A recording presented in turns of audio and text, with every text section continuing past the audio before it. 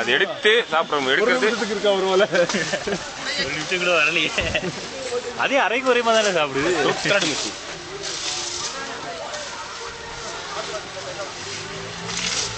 சூப்பரா ஓலை எல்லாம் கீழ்ச்சிச்சு பாத்தீங்களா? தண்டு பறிச்சு பாருங்க என்ன பனையோலையா இருந்தா ஒரு ஓலை கூட வேஸ்ட் பண்ணாது. பனையோலை இனிப்பு இருக்கு, பனையோலைக்கு இனிப்பு இருக்கு. அது ஃபுல்லா சாப்பிடுது. சின்ன ஓலை கூட கூடாது. ஓலை எல்லாத்தையும் கிழிச்சு கிடக்கு. எவ்வளோ பசி, யானை பசி கொள்ளுத்தின்னு. கரெக்டா ஓலையை மட்டும் பிச்சுக்கிறாரு பாருங்க. ஒரு ஓலையை கூட விட மாட்டேங்குது.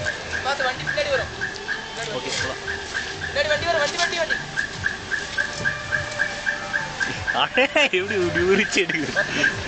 வாழையெல்லாம் கொடுத்தா வாழை போய் எடுத்து கிளாரிட்டி போறாங்க. நடுவில் இருந்து இருந்து பார்த்தீங்கன்னா வாழை அது மட்டும் தான் சாப்பிடும். பாக்கியில் எப்படி காலில் விட்டு போனா முடிச்சு சட்டம்